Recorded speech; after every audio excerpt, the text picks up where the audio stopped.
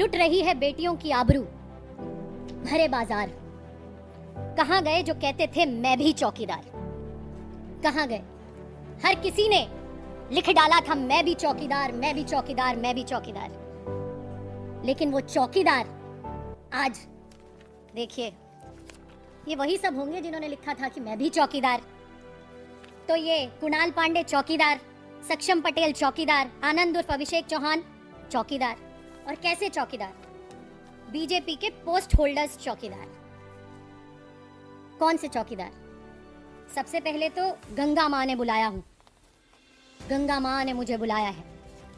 गंगा मां आज रोती होंगी कि मैंने ऐसा लाल बुला लिया कि जो क्योटो बनाने चला था बनारस को, और वो क्योटो में देश की बेटियों के साथ क्या हो रहा है। प्रधानमंत्री जी, आपका संसदीय क्षेत्र जहां के आप जनप्रतिनिधि हैं, आप लोगों को सलाह देते हैं कि देश बेटियों के बिना आगे नहीं बढ़ सकता, देश महिलाओं की भागीदारी के बिना आगे नहीं बढ़ सकता। लेकिन देश की बेटियों की आबरू लूट रही है। और लूटने वाले कौन? जो कहते थे मैं भी चौकीदार, वो है देश की बेटियों की आबरू लूटने वाले। आपकी पार्टी में अमित शाह जी, गृह मंत्री जी कहते थे उत्तर प्रदेश में दूरबीन लेकर भी अपराधी ढूंढने से नहीं मिलेगा। लेकिन दूरबीन की जरूरत क्या है जब अपराधियों को आप अपने बगल में लेके बैठे हो?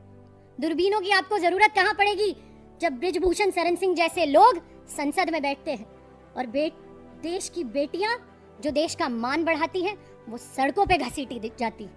इनकी महिला नेता नहीं बोलेंगी, वो संसद में न जाने क्या क्या ड्रामे करेंगी, 40-40 साल पुराने किस्से निकालेंगी, लेकिन बनारस पर नहीं बोलेंगी, लेकिन हाथरस पे नहीं बोलेंगी, उत्तराखंड पे नहीं बोलेंगी, छत्तीसगढ़ पर नहीं बोलेंगी, उन्नाव पर नहीं बोलेंगी, वो किसी चीज पर नहीं बोलेंगी, वो हथनी पर बोलेंगी, वो हथनी पर बोलेंगी, लेकिन वो देश की बच्चियों पर नहीं बोलेंगी। हमारे मीडिया के साथियों से, क्योंकि आज नया साल है, मुझे विश्वास है और मुझे पता है कि आप यहाँ पे जितने भी हमारे मीडिया के साथी यहाँ पे बैठे हैं, आप ये चीजें अपने वहाँ पे मीडिया रूम्स तक पहुँचाते हैं। पर आज मैं आपके माध्यम से उन सभी जो शोज करते हैं ना, वो जो हमारे मीडिया के साथी हो है, भले ही वो नविका हो, सुशांत सिन्हा हो, अमिश देवगन जो आर पार करते हैं, मैं उनसे चैलेंज देती हूँ, आइए ये आर पार के लिए आपके पास एक बहुत अच्छा सब्जेक्ट और टॉपिक है, ये आर पार कीजिए, दिखाइए भाजपा की असलियत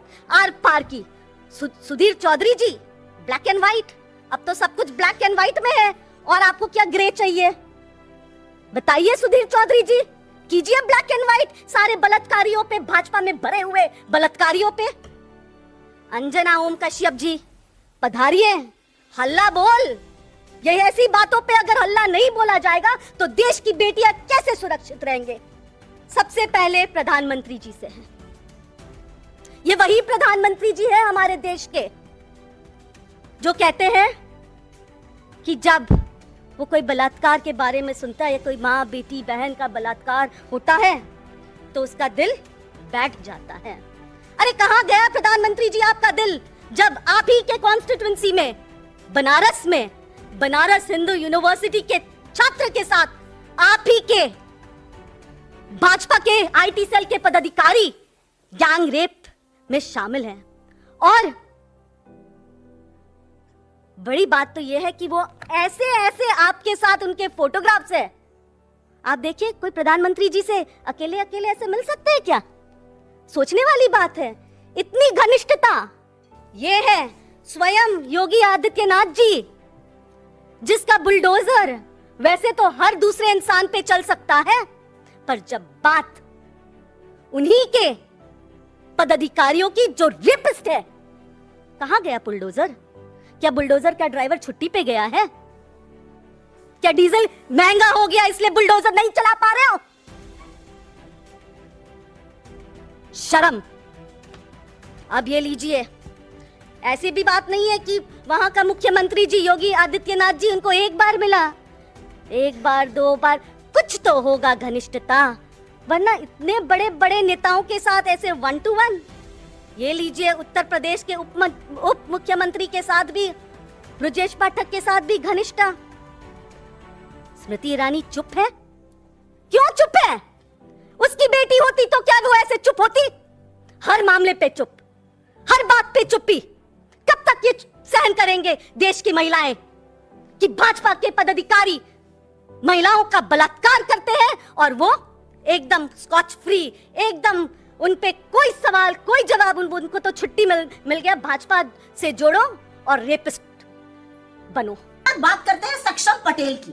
सक्षम पटेल जी स्मृति ईरानी जी से बहुत प्रभावित है। उनका कहना है कि दीदी के बताए हुए मार्ग पर वो चल रहे हैं। ये दीदी के साथ उन्होंने एक सम्मेलन के बाद फोटो भी साझा करी थी।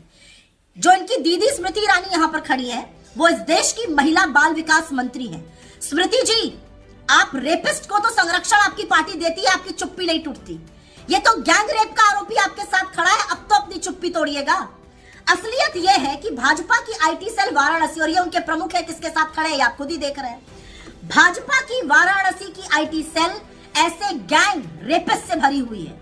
और असलियत यह है कि वाराणसी प्रधानमंत्री नरेंद्र मोदी का संसदीय क्षेत्र है, इसलिए चुप्पी रखी नहीं जा सकती और चुप्पी तोड़नी पड़ेगी। प्रधानमंत्री को भी, जेपी नड्डा को भी और स्मृति ईरानी को भी इसलिए तोड़नी पड़ेगी क्योंकि पूरे बीएचयू के छात्र दिनों दिन धरने पर बैठे रहे और ये गैंग रेपिस्ट गिरफ्तार नहीं हुए। इससे एक बात साबित होती है, भारतीय जनता पार्टी न सिर्फ बृजभूषण शरण सिंह जैसे लोगों को संरक्षण देती है, बल्कि पूरी की पूरी पार्टी ऐसे गैंग रेपिस्ट से भरी पड़ी है। प्रधानमंत्री के पास कोई पहुंच रहा है, कोई स्मृति ईरानी जी के साथ तस्वीर खिंचा रहा है।